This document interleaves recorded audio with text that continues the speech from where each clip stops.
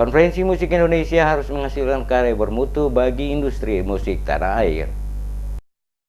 Perhelatan Konferensi Musik Indonesia 2018 yang berlangsung di Ambon harus menghasilkan keputusan yang bermutu bagi perbaikan industri musik di tanah air. Hal ini disampaikan Menteri Keuangan Sri Mulyani saat menjadi pembicara awal pada perhelatan akbar musisi tanah air yang berlangsung di Gedung Taman Budaya Karangpanjang Ambon, Rabu 6 Maret 2018.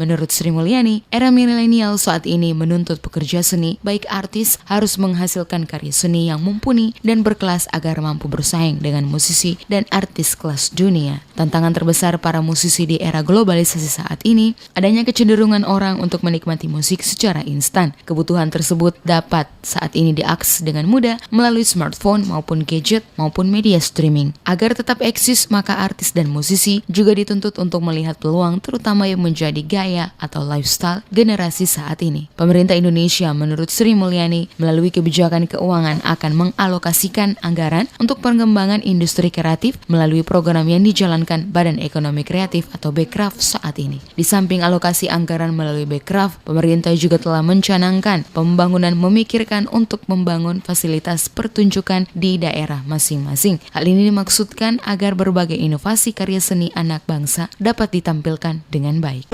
Presiden Jokowi itu memperhatikan sekali potensi dari industri kreatif di Indonesia. Oleh karena itu dibuatlah ini yang disebut Badan Kreatif di Indonesia. Ini pertama kali di bawah Presiden Jokowi untuk memiliki suatu badan yang dedicated untuk melihat potensi dan bagaimana mengembangkannya. Tadi saya sampaikan bahwa alokasi anggaran tahun ini 2.220 triliun yang sebagian cukup besar untuk dunia pendidikan, seharusnya bisa meningkatkan potensi kualitas dari manusia Indonesia termasuk di bidang musik. Saya juga menyampaikan bahwa dari sisi peranan daerah agar bisa memberikan wadah yang baik, mungkin kita bisa pikirkan semacam dana alokasi khusus untuk membangun tempat-tempat performance di masing-masing provinsi.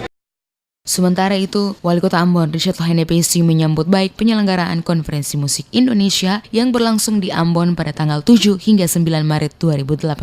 Menurutnya, konferensi musik berdampak besar selain bagi pertumbuhan ekonomi, tetapi bagi perwujudan percepatan Ambon sebagai kota musik dunia 2019 mendatang. Konferensi musik juga menjadi wadah bagi pelaku industri untuk dapat berdiskusi langsung dengan pemerintah untuk menciptakan iklim pembaharuan untuk memperkuat tatanan ekosistem musik yang berkelanjutan serta menjadi kekuatan ekonomi baru kreatif Indonesia. Selain itu, untuk menunjang Ambon sebagai City of Music, Pemkot akan menerbitkan perda agar pelajaran musik menjadi salah satu mata pelajaran lokal di sekolah.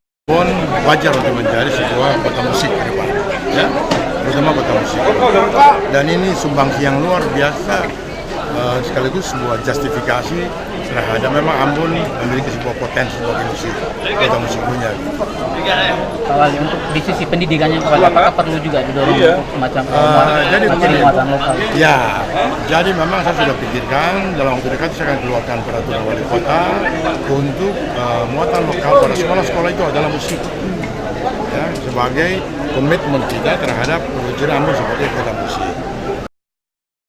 Lahenepesi menambahkan, konferensi musik merupakan kegiatan yang sangat penting dalam proses belajar membangun ekosistem musik di Indonesia. Konferensi Musik Indonesia di Ambon mengusung tema Raya Nada untuk Indonesia, melibatkan pelaku musik, pemerhati musik, dan pengambil keputusan dalam hal ini adalah pemerintah dan pengusaha. Dalam konferensi ini, ada 4 agenda diangkat menjadi isu sentral, yakni pendidikan, ekonomi, pariwisata, dan ketahanan kebudayaan, guna memajukan musik sebagai kekuatan ekonomi Indonesia di masa mendatang. Dari 4 topik tersebut akan dibahas musik sebagai kekuatan di masa depan, tata kelola industri musik di era digital, literasi musik dan musik sebagai alat perdamaian, pemersatu bangsa, dan gerakan anti korupsi.